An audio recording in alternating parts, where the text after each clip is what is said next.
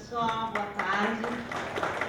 Primeiro eu queria agradecer então o convite que foi feito, realmente eu provoquei, porque o último seminário nacional do Simples Nacional que a gente teve foi em 2013, antes da Copa, depois nunca mais nós conseguimos recursos, né, pessoal que tivesse interessado em patrocinar.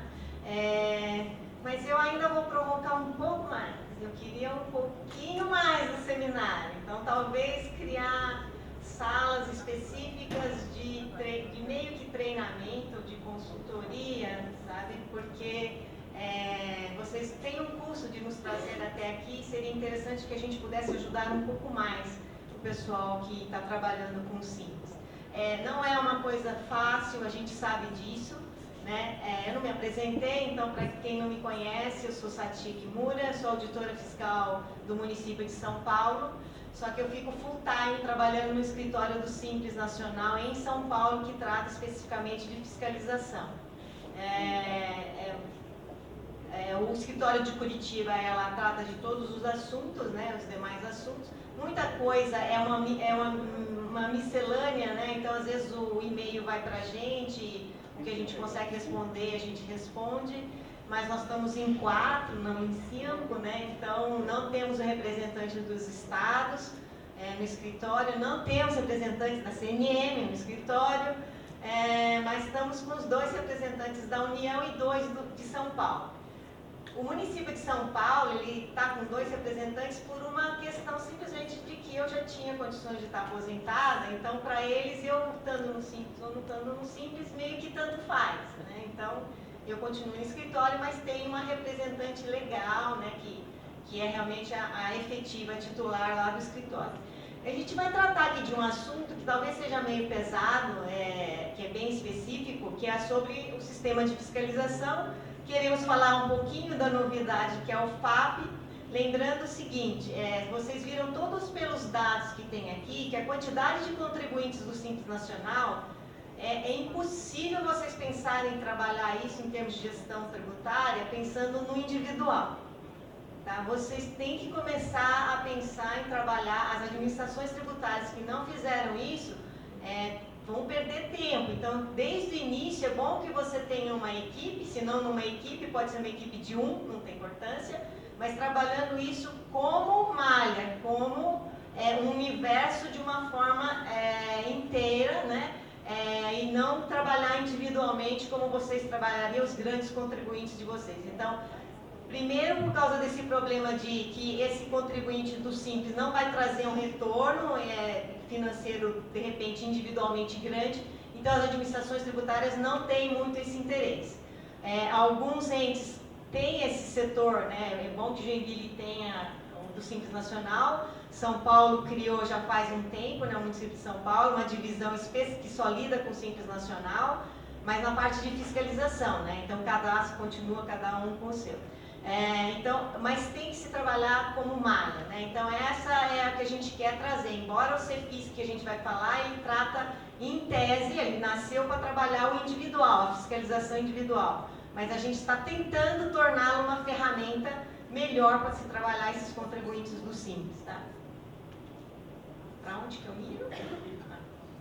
Bom, pessoal, nós estamos com uma versão atual, que é o CEFISC 3.2, ele entrou em produção em 2017, né, em outubro de 2017, e na época ele atendia perfeitamente, por quê? Porque ele tratava de fatos geradores até o final de 2017, você estava com uma ferramenta totalmente atualizada. Se vocês verem, a gente teve, para chegar na 3.2, ela foi a 5ª versão do sistema. A gente começou com a 1.0 lá em 2013, né, e estamos com esse desde 2017 que a gente não mudou. Por que não mudou? Não só por questão de recursos, né? É porque a gente também pensou numa alteração grande que vai haver no CEFISC 4.0, então por isso que a gente vai falar sobre ele, porque até então o que a gente vinha fazendo era um aprimoramento do sistema. Então a gente vinha aumentando os fatos geradores passíveis de serem fiscalizados, né? Fazendo algumas melhorias no demonstrativo, em telas, na navegabilidade do aplicativo. Só que a gente, o que a gente veio percebendo se vocês perceberem, são 5 versões.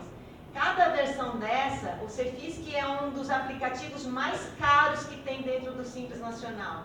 Então, cada versão dessa implicava um custo muito alto, e o que a gente estava vendo é a alteração da legislação do Simples é tão rápida que você não consegue maturar esse aplicativo, né? Então, o PGDAS-D, toda vez que o PGDAS-D muda, muda o Cefisc. E aí você precisa de ter recursos para fazer isso, não só ter recursos financeiros, como recursos humanos também. Então, o que a gente está tentando fazer é tornarmos independentes da legislação, tá? Para que esse sistema 4.0 fique dentro do possível, não haja mais muitas alterações, a não ser pequenas alterações de melhoria, né, de navegabilidade, de adequação às necessidades dos usuários, mas não mais por causa de alterações na legislação. Esse Cefisc 4.0 ele foi idealizado antes de 2017, antes de entrar a versão atual, né, do sistema, ele já vinha sendo trabalhado, e a previsão de disponibilização é no primeiro trimestre de 2020. Né? Por que a gente está falando de 2020? A gente já especificou o sistema, ele já tem recursos, ele já está em desenvolvimento. Nós vamos perder muito mais tempo dessa vez para fazer a homologação, porque ele é mais complicado para homologação do que as versões anteriores. Então, a gente está colocando o primeiro trimestre, porque o CERP ficou de nos entregar a homologação em dezembro, mais ou menos. Né? Então, até você homologar e disponibilizar para os usuários, vai aí também um certo tempinho. A situação, então, atual é que ele está em desenvolvimento e a gente tem algumas premissas básicas para aquele pessoal que já usa o Cefisc, o que está sendo as grandes alterações. Primeira coisa, antigamente, um número de ação fiscal que você abria, ele gerava depois um número de auto de infração também. Essa relação sempre a gente administrou como 1 para 1. Porque a gente viu que lá no sistema de processos a gente não conseguia mudar essa relação de 1 para 1, ia ser bem complicado. Então, isso ficou padrão até hoje, a relação é sempre 1 para 1. Ora, se a relação é 1 para 1, por que eu preciso de um número de ação fiscal e o outro para o número do auto? Então, a gente entende que para o sistema é mais fácil a gente ter uma numeração só, para a gente trabalhar também, né, os usuários. Então, a gente vai ter um único número, tanto para o registro da ação fiscal, quanto o número do AINF. A parte mais importante desse sistema 4.0, essa versão, é a exclusão do módulo de cálculo do AINF. Então, hoje você entra no sistema e vai fazendo o quê? O sistema traz o PGDAS-D do contribuinte, o que o contribuinte declarou, e você vai só editando esses dados, tá? Então, esse era o grande problema. Por quê? Porque esse PGDAS-D, essa tela do PGDAS-D que vocês editavam, ela era trazida do sistema PGDAS-D. Então, toda vez que alterava o PGDAS-D, nós tínhamos que alterar a nossa versão também. Então, o que a gente está fazendo? A gente está tirando. Vocês não vão mais entrar no sistema e ficar editando dados do PGDAS-D. Vai ser só arquivo. Vocês vão importar um arquivo de declarações e vão exportar para o sistema, ou o sistema vai importar um arquivo de dados da apuração já feita. Então, esse sistema de cálculo está fora do sistema. Isso também permite algumas coisas. Lembra da fase transitória que ele falou? A gente nunca saía da fase transitória. Por quê? Porque tinha vários fatos geradores que a gente sempre falava, na próxima versão a gente vai ver isso, na próxima versão a gente vai fazer isso. Só que a próxima versão já era para atualizar alguma coisa da legislação nova. Então a gente nunca conseguia tempo e recurso para fazer, para completar o sistema na verdade. Então o que a gente está pretendendo com tirar a calculadora? A gente vai ficar independente desses fatos geradores. Nós vamos poder gerar auto para qualquer situação. Seja regime de caixa, se você vai excluir do regime de caixa, valor fixo, não importa. O sistema, como ele não vai calcular isso, ele vai importar os dados, então ele vai poder gerar um auto para qualquer tipo de fato gerador. A única exceção que a gente não tem certeza ainda se vai ser possível, porque talvez tenha que haver alteração do demonstrativo, é aquela situação de que vocês apuram eventualmente, eu acho que eu vi uma vez alguém me perguntar como é que ele iria apurar um crédito tributário devido, fazer um lançamento, com base, acho que agora é artigo 92 da resolução, que trata da omissão de receita quando o contribuinte informa tanto serviço quanto mercadoria. Então, ele tem tanto atividade declarada em comércio quanto serviço. E você, na sua fiscalização, você verifica que tem uma omissão de receita, mas não consegue identificar a origem dessa receita. Se essa receita é decorrente de prestação de serviço ou se essa receita é decorrente de revenda de mercadoria ou venda de mercadoria industrializada. Então, você não consegue definir de onde vem. Então, como é que você faz essa atribuição? Para qual? Se é anexo 1, para anexo 2, se é para o 3, 4 ou 5? Então, o artigo 92, ele estabelecia uma fórmula de cálculo única e específica para essa situação. Ela é uma regra matemática, né? É proporcionalizado os valores, ela não tem muita, na minha opinião, coerência em termos de lógica. Então, a maioria hoje faz o quê? Proporcionaliza a receita, vai no PGDASD e fala quantos por cento da receita é mercadoria, quantos por cento é serviço. Então, eu vou arbitrar a receita não declarada com base nessa proporção. Isso não é o que o artigo 92 fala. Tá? O artigo 92 ele dá uma outra metodologia de cálculo. Então, talvez essa seja a única exceção, a gente não sabe ainda, porque talvez tenha que haver alteração no demonstrativo para isso. Outra coisa, então, em função dessa exclusão do módulo de cálculo, é que nós não vamos ter mais restrição a fatos geradores para fins de emissão dual. Agora vamos falar, para quem trabalha no Cefisc sabe que o Cefisc tem um módulo, são vários módulos. Você tem um dos principais, o registro da ação fiscal e um módulo de lançamento propriamente dito. Então, nesse 4.0, em relação ao registro da ação fiscal, quais são as principais alterações? Eu falei que é a numeração que vai alterar. Ele vai ser, hoje ele é sempre 1, agora ele vai ser 2, tanto para o RAF quanto a INF, o 3 para a ação fiscal filha, 5 continua com o processo aportado, 6 ele vai ser RAF ou auto em lote, e o 7 vai ser esse auto FAP que a gente vai comentar aqui, tá? Uma outra coisa que também vai ser permitido é a reabertura de ação fiscal para os estados e municípios. Então, várias vezes vocês abriam uma ação fiscal e por algum motivo vocês não conseguiam fazer o lançamento e notificar o contribuinte dentro desse prazo. O prazo vencia e por algum motivo o sistema ele fechava, encerrava a ação fiscal com a INF vencido e aí não conseguia mais reabrir essa ação fiscal. O pessoal tinha que abrir uma nova ação. Agora o aplicativo vai permitir que vocês possam reabrir essa ação fiscal, não precisa criar nova, para fazer o que tiver que fazer para complementar essa fiscalização. Na parte de consulta parametrizada, a gente vai incluir também campo do número do lote, porque agora o lote vai passar a ser o nosso dia a dia, talvez. Nós vamos excluir daquela consulta parametrizada os dados do AINF, o gerencial do AINF agora passa a ter todas as informações. Então, vai separar entre o gerencial do RAF e o gerencial do AINF. Por que a gente está fazendo isso? Para quem já tentou utilizar, vai ver que o gerencial do RAF, ele é lentíssimo. Por que é lento? Porque cada vez que você faz a consulta, ele pega a ação, ele por meio de um web service, ele vai lá no banco de dados do AINF, buscar a informação, trazer para te mostrar. Agora, a gente que fazia muita estatística com esses anos todos, né, são mais de 14 mil ações fiscais, imagina ele indo buscando um por um. Ele vai e traz, vai e traz, vai e traz. Então, já estava tendo vários problemas. Então, a gente está separando as informações e aí cada um está com o seu banco de dados e a pesquisa passa a ser rápida.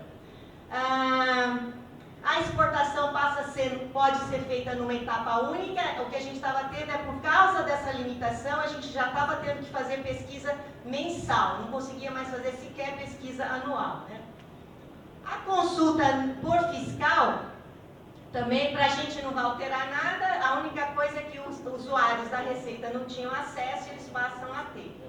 A outra coisa que a gente vai incluir é o campo CNPJ na pesquisa individual por fiscal, né? Então, na consulta por fiscal vai aparecer o CNPJ que ele fiscalizou também.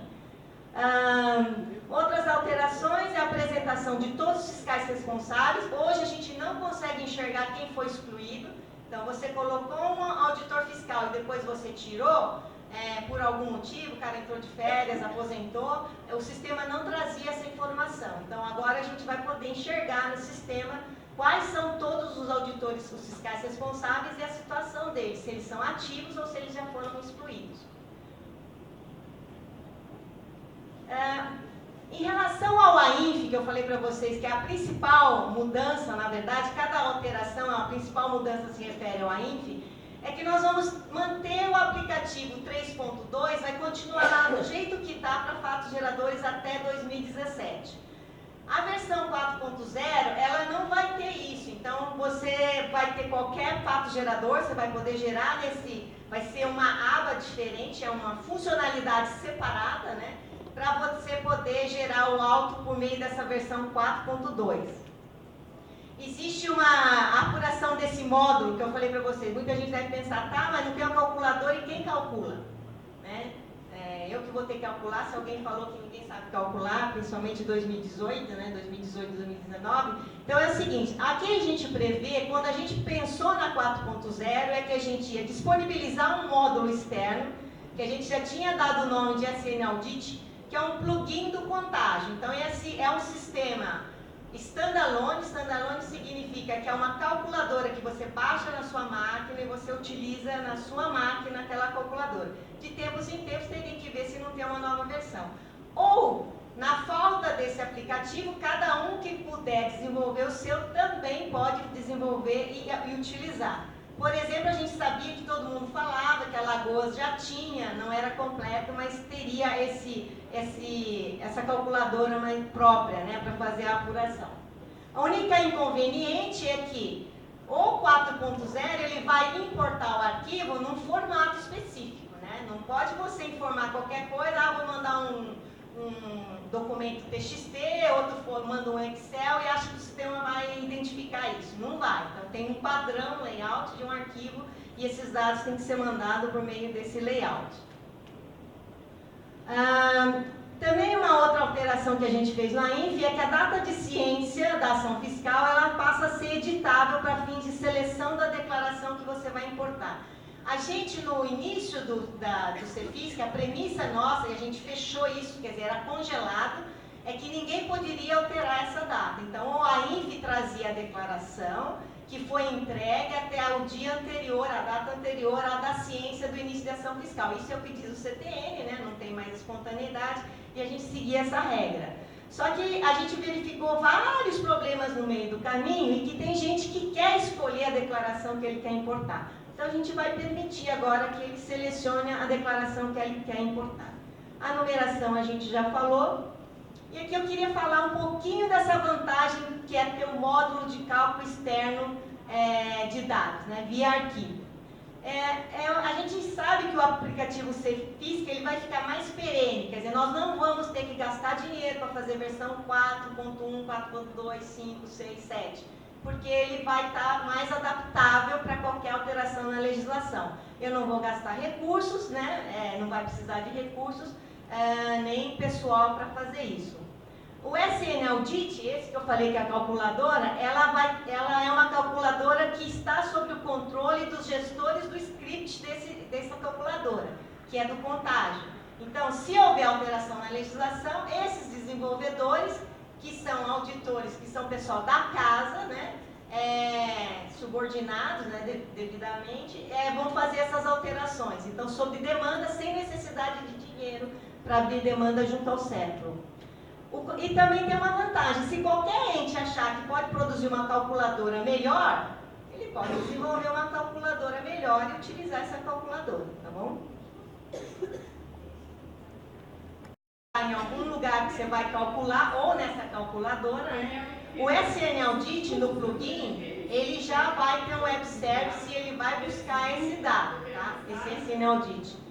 Agora, se for um aplicativo próprio, já não. Esse aplicativo próprio vai ter que baixar os dados e internalizar essa informação dentro da calculadora.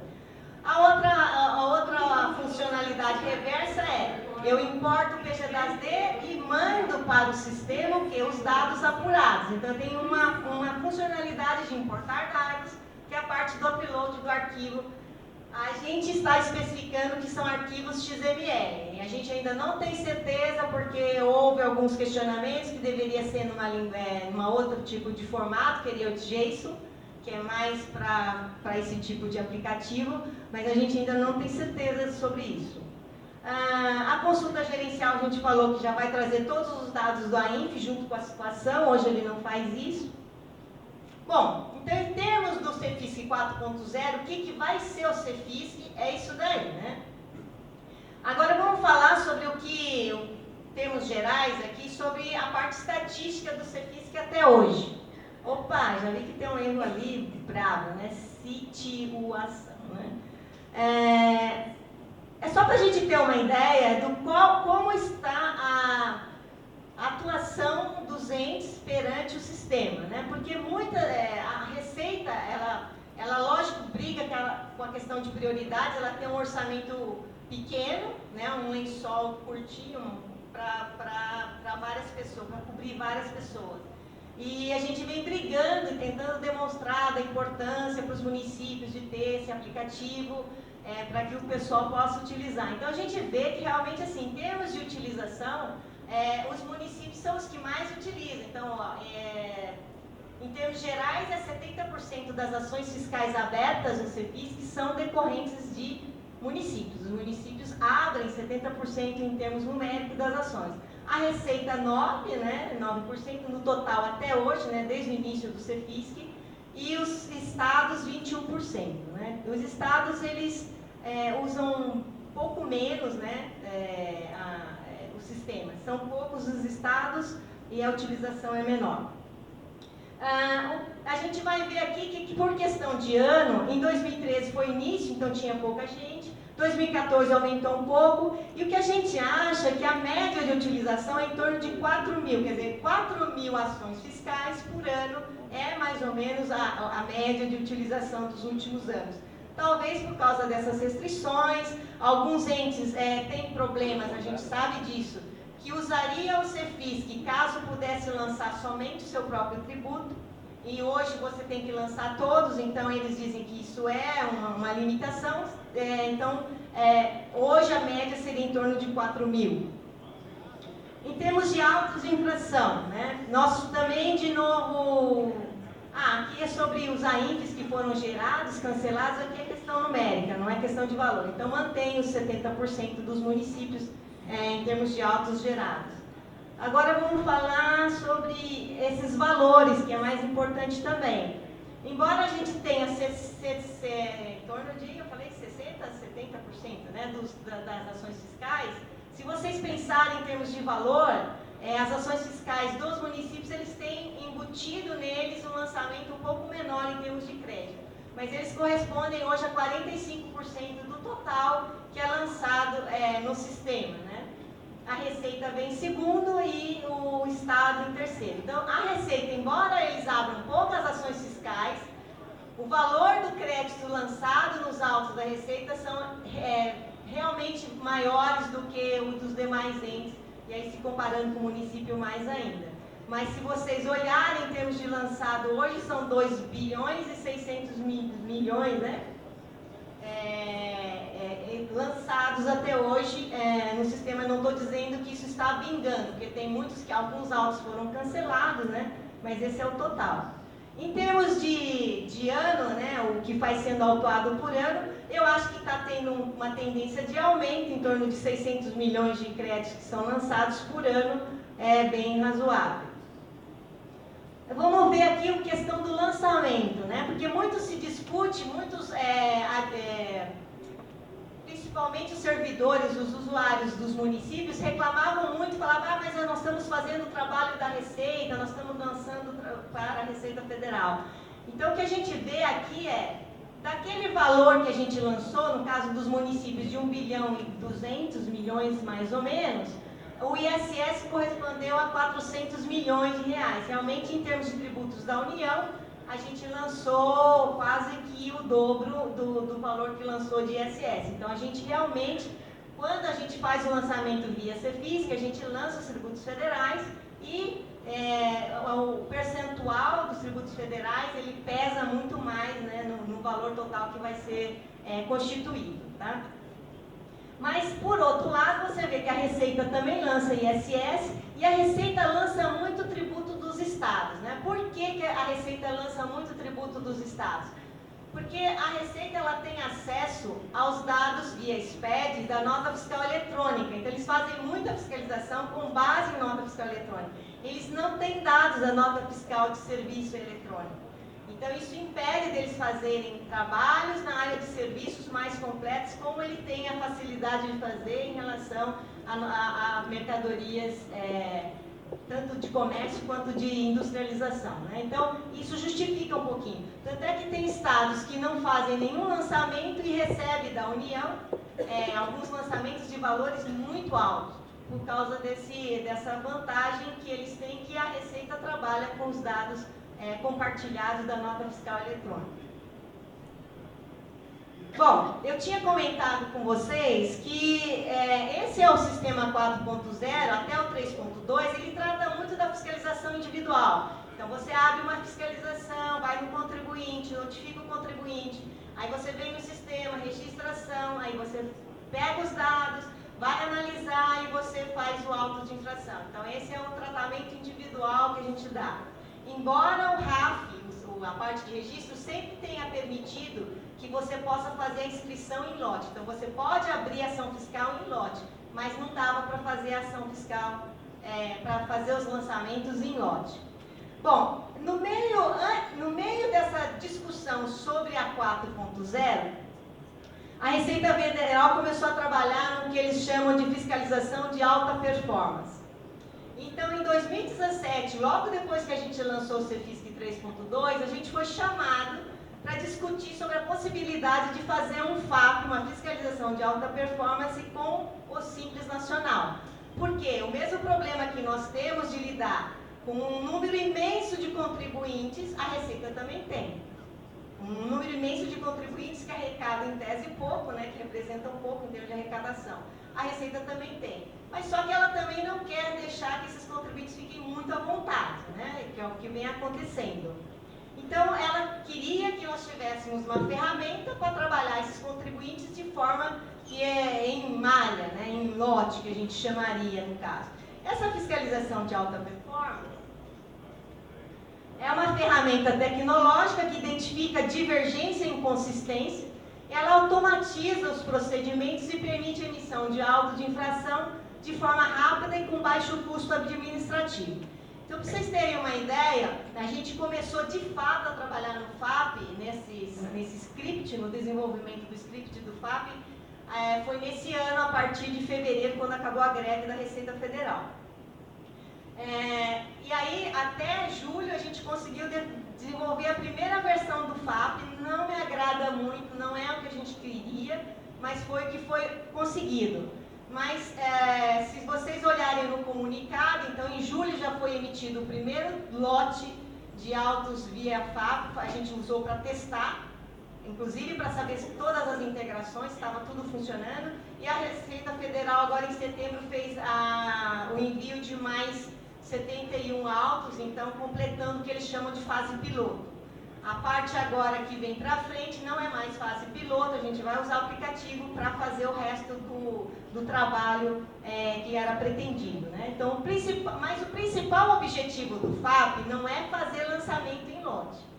O FAP é um aplicativo, vocês vão ver, que ele integra todo um módulo, desde de você indicar para o contribuinte que você identificou uma irregularidade, permitir que ele se autorregularize, e aí depois, no final da cadeia, é para aqueles que não fizeram o que deveriam ter feito, não deram a mínima importância, ou fizeram de forma equivocada, e a gente vai ver que existe muito desses casos, que a gente possa fazer o lançamento.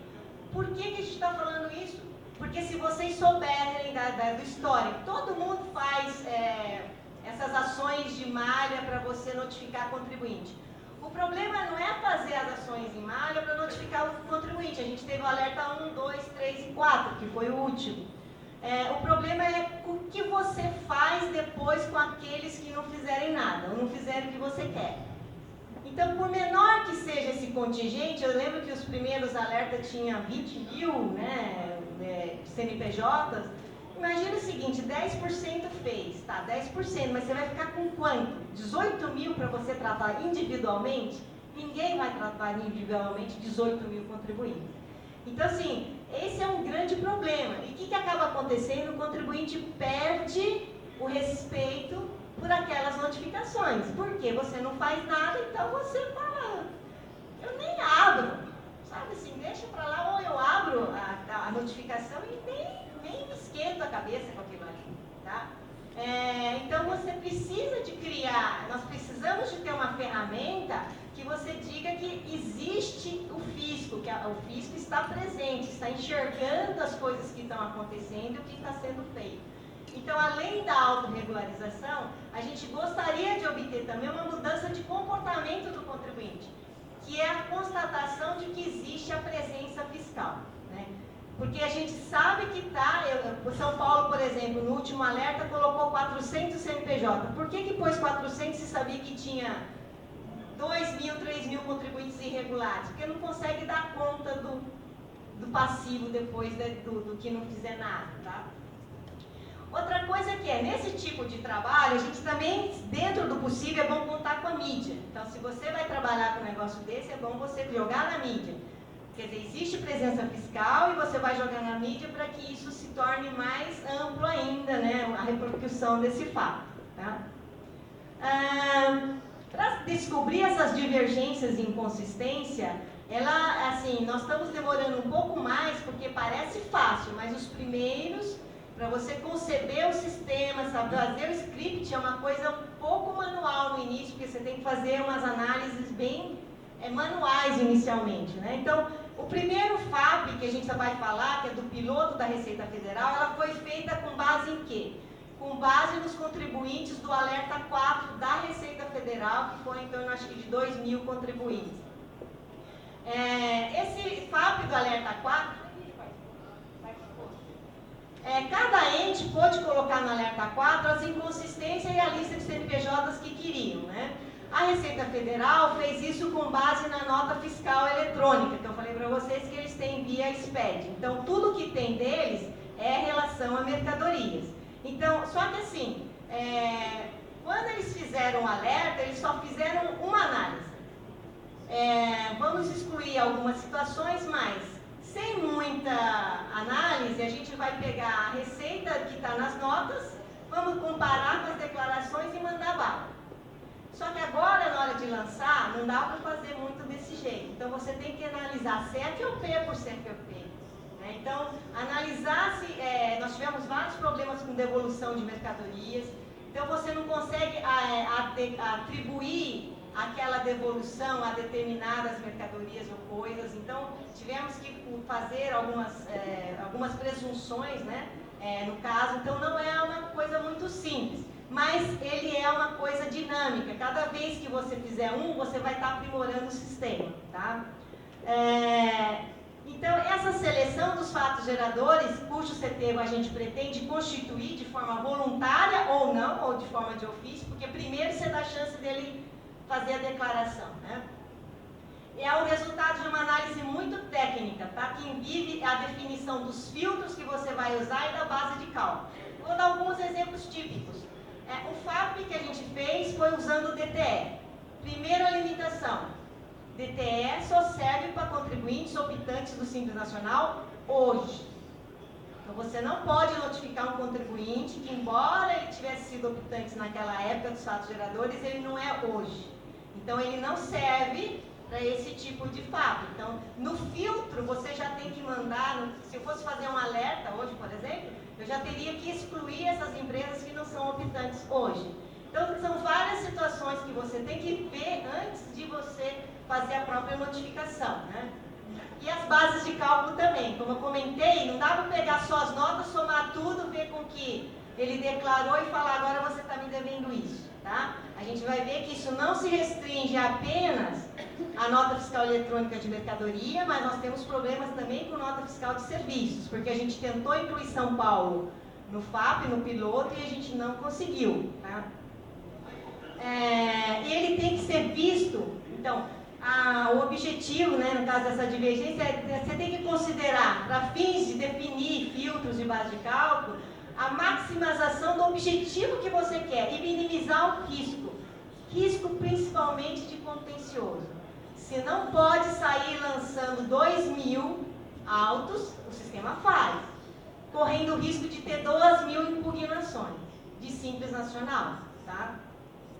Então você tem que ver muito essa questão de risco. Nesse primeiro piloto que a gente adotou, a gente foi muito conservador. A gente fez o contribuinte declarou nessa atividade, então vamos considerar que está certo. Para não haver problema de contencioso, porque a nossa intenção era falar que nós estávamos presentes e que a gente iria constituir aquilo que não foi declarado. Então você tem que ter um objetivo específico e para que haja isso, né? Você vai trabalhar nesses filtros visando esse objetivo e olhando para os riscos que você vai correr. E ele tem que ser sempre visto sobre uma ótica de um processo contínuo de aprimoramento. Então eu falei, esse primeiro a gente pernou muito, descobriu vários problemas e a gente vai aprimorar para os próximos, né? Esse projeto piloto, então, do FAP, essa fiscalização de alta performance do Simples, ele lançou de ofício divergências entre valores informados em nota fiscal eletrônica e os declarados no PG-das-D.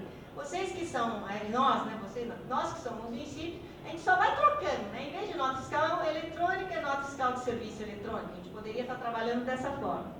E a gente adotou algumas premissas, né? Que eu falei para você, conservadoras, visando minimizar risco. Então, tudo que foi declarado, a gente considerou que estava certo. Nós não validamos a informação. O que significa não validar? É como se nós aqui, o contribuinte, declarasse, olha, ele informou a receita do anexo 3, ou eu vi que é 4. Não, se ele jogou no 3, eu vou deixar 3. Eu não vou ficar brigando que é 4, porque o ISS é igual, tanto faz ser no 3 ou no 4, tanto faz, mesma coisa. Então eu não vou ficar discutindo essa situação. Então isso dá margem a quê? Aqui de repente o contencioso, o cara fala, não, mas é 3, não é 4. Sabe? Então eu não quero contencioso. E aquilo que está, eu quero deixar do jeito que está. Então isso foi a nossa avaliação. Tem situações que não é isso. Então por isso que eu falei, depende do objetivo do projeto. Tá? Supondo que vocês tenham um objetivo de lançar, por meio de um sistema desse, todos os contribuintes que falaram que houve retenção do imposto do ISS e não houve a retenção, você vê que o objetivo é diferente. Eu não quero aceitar o que ele falou, pelo contrário, estou discordando e tenho certeza de que eu estou certa, que não houve a retenção de fato. Tá? Então, nesse projeto piloto, a gente lançou só diferença de base de cálculo e, pelo fato de ter diferença de base de cálculo, algumas vezes houve diferença de alíquota, né? Porque aumenta o RBT12 e tem a diferença de alíquota. A gente lançou só 4 geradores de 2014 nesse primeiro lote. No segundo, a gente vai lançar também, aliás, no piloto teve 2 lotes que eu falei para você, ambos trataram só de 2014. E a notificação foi feita tudo por meio de DTE, então vocês viram que a gente já excluiu os contribuintes que não são optantes. E além disso, aquela situação que você falou de declarações intimadas, a gente viu que em algumas situações, o que acabou acontecendo? Alguns contribuintes, em alguma operação da Receita, ficou no cadastro como inativo ou suspenso. Então, isso não existia antigamente.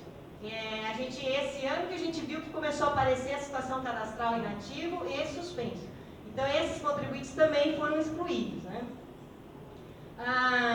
A gente fez várias exclusões em situações muito específicas, que eu falei para você, a gente analisou o CFOPs dos contribuintes, analisamos o valor, tipo assim, o contribuinte sempre tem receita e as notas de 20 mil reais vai emitindo. Aí, de repente, o cara informa que tem uma nota de 2 milhões. Então, pode ter sido um erro, e também, assim, tem uma coisa que a gente tem muita dificuldade com nota de mercadoria, é a questão de carta de correção. A carta de correção, não é o nosso caso de serviço, ela não é um dado que você... ela é um dado texto, então você não consegue atrelar como valor, sabe? Como trabalhar com um banco de dados, essa informação. Então a gente teve algumas dificuldades. Então tudo que tinha indicador de carta de correção, a gente dava uma olhadinha para ver o que se tratava. Então se essa nota tinha carta de correção em relação a valor ou quantidade, a gente aceitava essas correções. Né? Talvez porque não fôssemos o Estado. Talvez se fosse o Estado fazendo esse trabalho, ele não fosse aceitar isso. Né?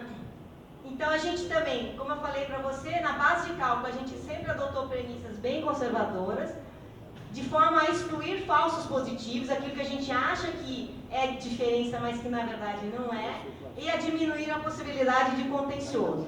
A base de cálculo que a gente definiu é o valor das notas fiscais, de CFOP relativo a vendas, menos aqueles descontos incondicionais, devoluções próprias e devoluções de terceiro. Isso foi a nossa base de cálculo. Vocês comecem a pensar no que seria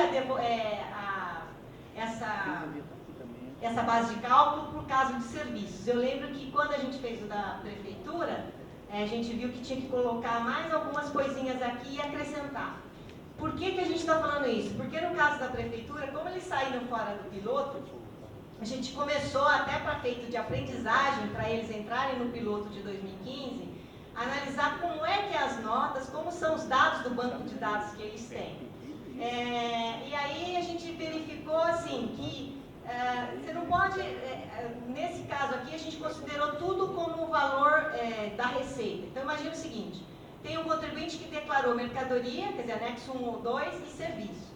Só que eu tenho nota só de serviço, eu não tenho nota de mercadoria. Eu não sei se aquela informação está certa ou está errada. Né? Então no caso de São Paulo, eu estou imaginando que aquela venda é de mercadoria e que ele tem nota para aquilo. Eu não estou considerando como se aquilo fosse deduzir as notas de serviço. Tá? Então, nós fizemos uma base de cálculo um pouco diferente aqui no caso. Outra coisa que tem serviço sujeito a ICMS, que não é ISS. Então, você tem que começar a analisar por tipo de atividade. Então, a gente foi analisando código a código de atividade para chegar na base de cálculo. Então, a gente também, nós excluímos algumas NFE por CFOPs específicos e também a questão da qualificação tributária, a gente adotou a segregação mais benéfica para o contribuinte. O que significa isso? Se por um acaso ele declarou que era receita decorrente de atividade de revenda de mercadorias, atividade 1, e eu vi que é venda de mercadoria industrializada, pela nota, como eu não estou fiscalizando, eu vou ser mais benéfico para o contribuinte. Como que eu sou mais benéfico? Aceitando que seja atividade 1. Por quê? Porque na atividade de mercadoria industrializada ele tem IPI, então ele está sendo onerado em relação ao IPI. Se ele informasse que tinha substituição tributária de alguma coisa, nós estávamos aceitando essa qualificação tributária. E por que a gente fez isso? Para ser bonzinho com eles? Não, nós estamos minimizando o risco do contencioso. Tá? Nós não estamos... Gente, pensa no FAP, que é uma máquina. No futuro, ele é uma máquina fazendo. Hoje, nós estamos analisando para conhecer os filtros e como é que vai ser analisado. Mas no futuro, é a máquina que vai fazer sozinha. Você aperta um botão e ele faz tudo sozinho. Então, não tem discricionalidade. Ele vai analisar o dado puro e acabou. Então, por isso é que não tem jeito de entrar nota a nota e ficar olhando, né? Por enquanto, não tem esse tipo... Como é que chama? Esse novo sistema que tem inteligência e olha tudo, sabe? Identifica as coisas. Quer dizer, nós não temos tempo para ensinar ninguém, por enquanto, a fazer esse tipo de trabalho. Nessa fase piloto do FAP, da Receita Federal, sendo tão bonzinho, usando tudo isso daí, foi feito com base no Alerta 4. Essa fase piloto, ele envolveu 80 CNPJs, e nesse 80 CNPJ, o total de lançado foi de 6 milhões de reais, sendo 4 mil de tributos federais e praticamente 2 milhões de tributos estaduais. Até o momento, a gente não teve impugnação de nenhum desses lançamentos, que é o que a gente queria. Se ele vai pagar ou vai alguma coisa, isso a gente não sabe, mas pelo menos não tem contencioso, tá? Que era o mais importante no caso. Quais são as próximas fases desse projeto? Em relação ao FAP, esse da Receita Federal, que foi feita com base no Alerta 4, a gente vai lançar todas as demais receitas sobre fatos geradores de 2014, e depois vamos lançar tudo que é 2015. Alguém pode perguntar, mas por que não fez 2014 e 15, sendo que o alerta era 2014 e 2015? É porque o script foi feito só para 2014. Então a gente precisa agora atualizar atualizar o script para que ele possa calcular os outros fatos geradores. É realmente um teste, na verdade, que a gente vai fazendo, né? O FAP piloto dos entes, né? Então, como é que os entes vão entrar? Então, São Paulo não entrou agora nesse primeiro lote, por alguns problemas do script, e a gente teve algumas restrições, a gente levou isso para a prefeitura e a prefeitura que decidiu, né? A Secretaria de Fazenda que decidiu. Então, por exemplo, esse FAP da Receita, ele não analisava o RBT12 da empresa para o primeiro PA fiscalizado, primeiro PA lançado. Por quê? Porque a nota fiscal eletrônica de mercadoria, ela não é declaratória. Então, você não pode utilizar isso como valor consumado. Então, eu não posso lançar no RBT12, editar esses dados da nota fiscal de ofício, né, de PAs que já estão decaídos. PAs decaídos eu só posso incluir o valor se eles forem declarados, se forem valores constituídos, na verdade, né? E no caso do município de São Paulo, a nota fiscal de serviço de São Paulo, ela é declaratória 1 a 1, né? Então, eles fazem isso no trabalho fiscal normalmente, eles alteram o RBT12 mesmo referente em tese a período decaído. Por quê? Porque ele indica a alíquota que vai ser vigente no PA que eu estou efetivamente lançando. Então, nós vamos fazer essa alteração, por quê? Porque para 2015, a própria Receita já vai ter que alterar o RBT12 dessas empresas por causa desses lançamentos, né? Existe também...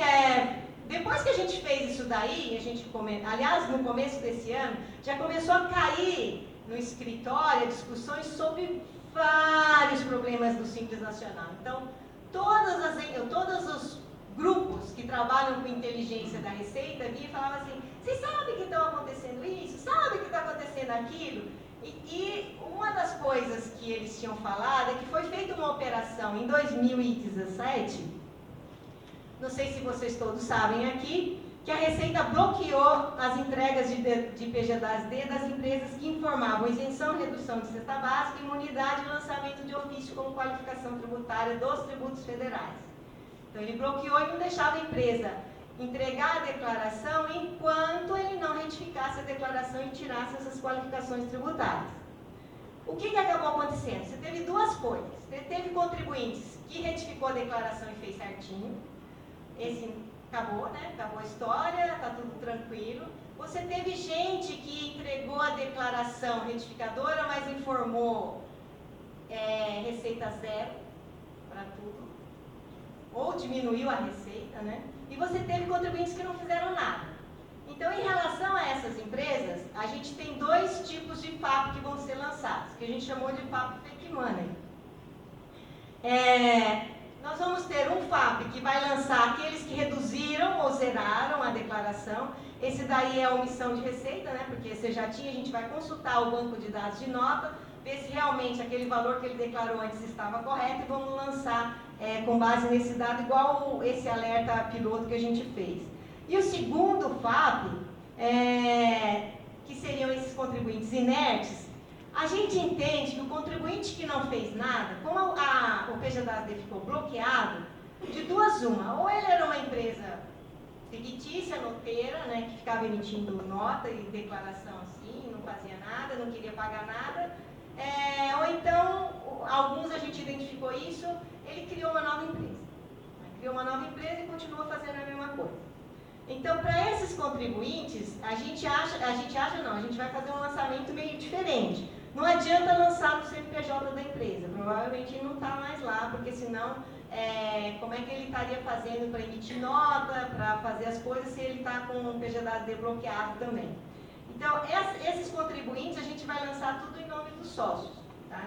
Vamos fazer a notificação não mais por meio do DTE, porque o DTE tem que ser optante, vai ser por meio desse sistema SEC, que é Sistema de Emissões outro erro em português, centralizadas, que a Receita tem, que é emitir isso via correio, só que ele é eletrônico, né? Você manda para o correio, o correio devolve com as notificações, isso aqui é tudo de forma eletrônica, então é feito via sistema, tá? Não é feito manualmente. Ninguém vai redigir um AR na mão para cada um deles, tá? Os próximos passos para o FAP, o que é? É a construção do FAP que a gente quer, que é um FAP completo, para todo mundo utilizar. Esse FAP, ele vai ser feito ele é completo no sentido de que Receita Federal são dessa forma e a gente quer que o do Simples também seja. Então, provavelmente, a gente não sabe mais se vai ter operação alerta. Mas, por quê? O FAP ele vai trabalhar com malha fiscal. Então, ele primeiro faz a malha, a gente primeiro faz o filtro do que a gente quer lançar, informa para o contribuinte, faz a comunicação para a autorregularização primeiro. Quando retornar os dados, aí a gente vai fazer uma análise melhor e definir os requisitos para a gente poder fazer os lançamentos, para eliminar o que a gente chama de falso positivo.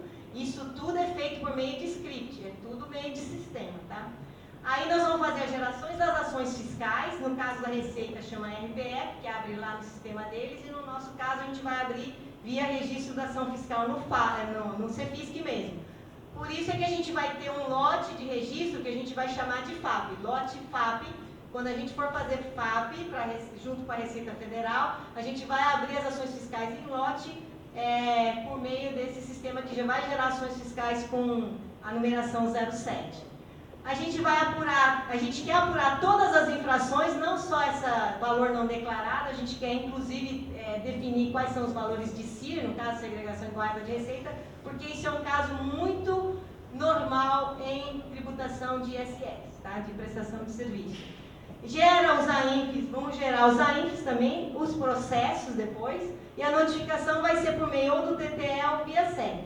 E hoje a gente não está conseguindo fazer isso, falta uma perninha naquele piloto nosso, que é o controle de ciência. A gente ainda não fez integração com o sistema de processos para que o dado do DTE vá direto para o sistema de processos em termos de ciência. Nenhum DTE hoje, ele faz isso. A informação volta e ele não informa ninguém da base de ciência, o que aconteceu, a não ser os termos de exclusão, cada um fica controlando o seu, é manual. No caso do AINF, ele vai ter que informar para o sistema de processos qual é a data efetiva de ciência, tá? Então vamos falar agora que a gente tinha comentado sobre a questão de malha. A gente falou que o FAP trabalha com malha. A gente falou também que os municípios precisam, todos os entes federados, trabalhar o Simples Nacional com malha fiscal, né? Não dá para trabalhar individualmente o Simples Nacional. Então vamos falar do que eu acho que é mais importante, que é como trabalhar o Simples com malha fiscal. A malha, para mim, tem que ser a base da gestão tributária do Simples Nacional. Então, assim, Simples Nacional tem que ter uma pessoa que saiba trabalhar com o sistema.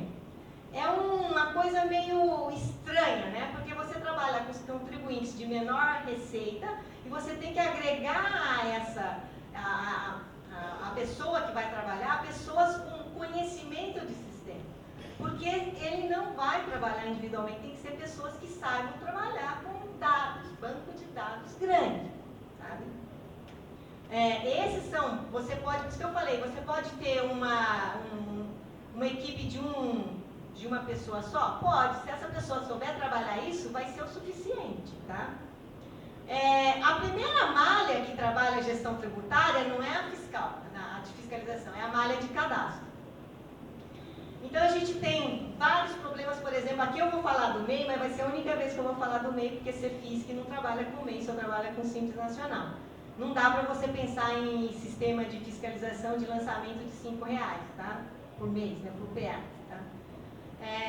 Então a gente não trabalha com isso daí. Mas o MEI tem um trabalho importantíssimo que a gente tem que fazer em relação à malha do cadastro do MEI, né? De você excluir essas pessoas, de você realmente controlar essas pessoas que estão no MEI. Pra vocês terem uma ideia, a gente fez uma verificação, né? A gente mandou para você, para a Secretaria Executiva, que o próprio sistema PGDAS-D, então você tem contribuintes que eram Simples Nacional em 2016, faturou R$1 milhão e no outro ano optou por meio sistema dele. Né? Então, essas coisas é que a gente tem que começar a bloquear. Atividade, tudo que for impeditivo e que você puder trabalhar em malha para o MEI, a gente tem que trabalhar, excluindo essas pessoas desse sistema.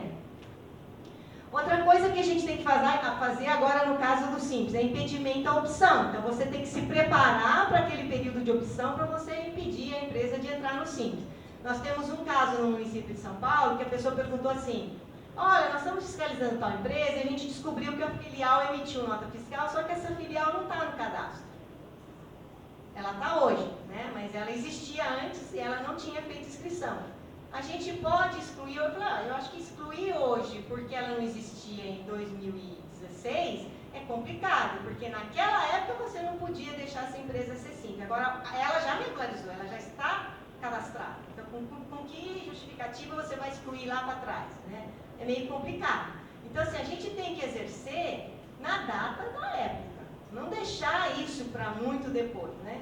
Então, a gente tem que preparar os nossos dados para que todos os contribuintes que vão entrando, você já tenha informação para imediatamente rechaçar essa opção dentro do Simples Nacional.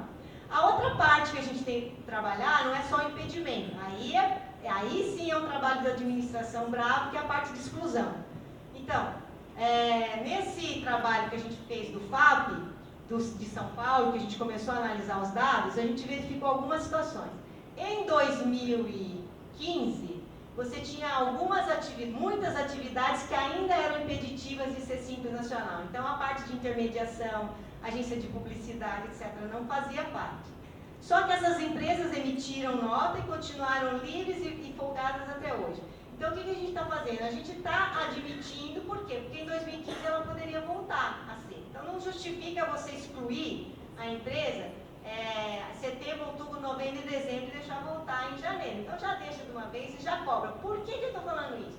Porque se você excluir, você tem que ir lá, você está afetando os outros entes, você está sabendo, então você consegue emitir o auto fora do Simples Nacional. E os outros entes? Porque está tudo perto de decadência. Eles não vão lançar fora do Simples Nacional. Então, é meio que eu acho, desculpa a terminologia, meio sacanagem para os outros entes também, que não conseguem atuar dentro do tempo, porque a gente não tem essa informação rapidamente, né? Então, a gente deve trabalhar, de preferência, em exclusão, mais online, no sentido de mais dentro da época do fato gerador. Então, você tem nota, quer dizer, você tem que controlar as informações da nota, pelo menos. Se você tem informação que aquela empresa tem uma atividade que não pode ser Simples Nacional, essa informação está dentro do seu sistema. Tá? Então, você tem que atuar naquele momento que você viu aquilo. Então, quando eu falo você tem que estar preparado, é isso. É você estar com os seus sistemas preparados para fazer essa análise em grande quantidade dos seus contribuintes. O cara emitiu uma nota esse mês, faz uma análise mensal, quais são os meus contribuintes do Simples? São esses. Quais atividades ele não pode ir? Pode ser por item da lista, ou código interno de serviço. São Paulo utiliza um código diferente. Quais são os códigos que ele não poderia estar emitindo nota? São esse. Então, por que você está deixando? Sabe assim? Então, essas coisas que eu acho que pode ser que você não precise bloquear o seu sistema de nota. Ele tem que continuar emitindo, mas você pode excluir o contribuinte por praticar atividade impeditiva. Outra coisa é a questão da inaptidão, que não existia há um tempo atrás, que você pode considerar a empresa inapta depois de um certo tempo que ela não entrega a declaração. Então, uma outra coisa que a gente pode começar a atuar, em termos de malha de cadastro. Outra coisa é você fazer o controle de receita bruta. Muitos entes não fazem esse controle, né? Então, depois vai fiscalizar, vai excluir retroativamente. Na minha opinião, assim, se você tem os dados, essas informações tinham que estar numa forma que você identificasse no ato. Naquele mês, o contribuinte que ultrapassou o limite, você tem que ter um sistema de gestão que já diga para a administração tributária, olha, CNPJ XXYZ ultrapassaram o limite nesse mês. Isso é gestão, é você ir atuando no momento. Não daqui 5 anos você ir lá fiscalizar e falar, sabe em 2000 e não sei quanto, o cara extrapolou, então vou excluir retroativamente aquela data. Tá? O controle de despesas pagas, que tem uma norma que também você pode excluir pelo valor de despesas pagas comparativamente ao o ingresso de receitas. Então, também acho que a maioria não faz isso, né? Retificadoras de PJD. Gente, o Simples Nacional tem um problema sério com esse negócio da quantidade de retificadoras que o contribuinte pode entregar. E nós temos um problema adicional. A gente não tem a informação do que foi carregado no CF-Ficel. Então, a gente não sabe aquilo que está efetivamente carregado. Então, carregado que eu digo, aquilo que vai efetivamente para a cobrança depois. Então, às vezes, o contribuinte entrega uma declaração, ele não está carregado, você acha que aquele crédito tributário vai vir para você e não vem. Tá? Então, essas certificadoras, você tem que fazer um controle, minha opinião, de novo, algum alarme que informa, olha, o contribuinte está zerando as receitas. Ora, se você tem o sistema de nota sua e você vê que o contribuinte está zerando, basta você ver aqueles que estão zerando se tem nota. Se não tem nota, se tem nota, não podia estar zerando. Está errado isso, tá? Uma outra parte que também deve ser incluída em malhas para fins de lançamento de ofício é a parte de segregação incorreta de receita. A gente vê muito isso, contribuinte formando imunidade, exigibilidade suspensa, isenção, redução, lançamento de ofício, anexo de atividade errada e valor fixo. Então, o que a gente viu, por exemplo, nós vimos no PJDAS-D, nesse que eu estou falando do FAP de São Paulo, que o contribuinte, tudo que era prestação de serviço que ele tinha informado no anexo 3, ele não sei porque ele jogou tudo como atividade de transporte intermunicipal de pessoas e cargas e tudo como anexo relativo, anexo não, é anexo 3 mais com tributação de CMS, tá? E isso não está sendo pego, os sistemas não estão buscando esses dados, não estão fazendo esses batimentos. Então, isso teria que ser feito na época. Se você olhar, agora é um histórico, o cara vem fazendo isso há 200 anos. Ele fez isso na época que você já não pode mais autuar nada, porque já decaiu, né? Então, quanta coisa não dá para fazer por meio de gerenciamento. Você vai trabalhar só por meio de malha e vai abrir os olhos só para aquelas situações que realmente são problemáticas. Deixa os contribuintes que aparentemente vocês estão trabalhando certo, deixam eles de lado, né? E vai trabalhar com isso em forma de malha. Isso vai demandar para a própria Secretaria Executiva, para o pessoal, cada vez sistemas mais voltados para isso. O CEFISC 4.0 tem uma vantagem, embora ele tenha sido previsto para fazer lançamento em lote também, e a gente teve que excluir isso por falta de verba, o fato de você fazer isso via arquivo, né, então você vai fazer os lançamentos via arquivo, tanto faz, não é que tanto faz, mas é fácil você gerar, você fazer arquivo de 100 CNPJs de lançamento e jogando tudo um atrás do outro, do que você ir individualmente fazendo o lançamento, tá? Então, se você conseguir trabalhar essa calculadora via arquivo, então essa calculadora vai gerar, em vez de um arquivo com 100 CNPJs, ele vai gerar um arquivo, aliás, 100 arquivinhos, na verdade, um para cada CNPJ. Essa é a diferença. Mas, em tese, você vai poder fazer esses lançamentos de forma mais rápida. E a questão do lançamento de ofício. Quando você tem essas malhas, para fins de lançamento de ofício, agora pensando no FAP, e mesmo que a gente viu o seguinte, como São Paulo não entrou no FAP piloto, esse piloto de agora, e a gente ficou analisando os dados, então a gente teve que fazer isso manualmente. Bom, manualmente é complicado, então a gente acabou fazendo várias planilhas para otimizar isso que a gente estava fazendo. E foi bem legal, porque você consegue otimizar muita coisa numa planilha Excel. Tá? Fazer cálculos e apuração e ver todas as diferenças que você tem que lançar. Por que a gente fez isso? Porque, e outra coisa é que quando você pensa em lançamento em lote, você tem que também fazer a cabeça de quem está trabalhando com isso, que ele não pode se perder e ficar focado em coisas, né, pequenas, mas em detalhes da fiscalização individual.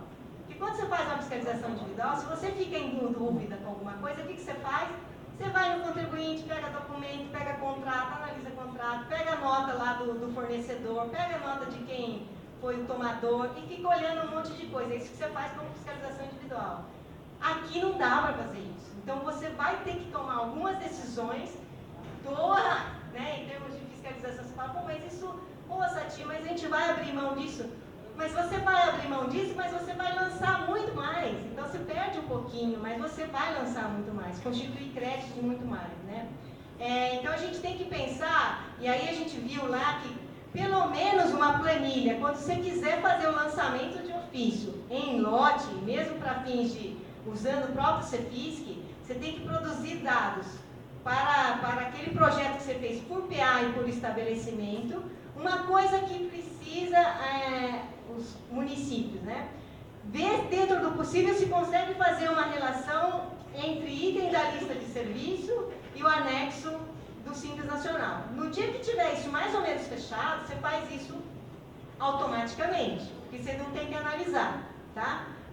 O de São Paulo era mais complicado, porque você tinha que analisar o código de serviço deles, relacionar com um item da lista e aí jogar no anexo, né? Então você fazia 3 passos, ou você ia direto, mas eu via, por exemplo, que eu tinha um entendimento que era 3, eles entendiam que era 4, ou era 5, a maioria, graças a Deus, a gente tinha o mesmo entendimento, então pelo menos esses, eu acho que se tem um entendimento que não tem dúvida, pode estabelecer que é aquele anexo pronto e utilizar para fins de sistema, tá? Aí, nesse caso, eu acho interessante. Por que eu acho interessante? Esses daí é um que você não tem dúvida. Então, numa malha, você pode falar, eu só vou pegar os contribuintes que emitem nota nesses itens. Porque esse eu não tenho dúvida. Aqueles que eu tenho dúvida, eu vou deixar para depois, eu vou deixar para uma fiscalização individual, tá? Precisa também ter o valor do serviço e os dados da nota, né? Valor ou dedução dessa base de cálculo que vem na nota, ou no caso, se tiver um indicativo de isenção também.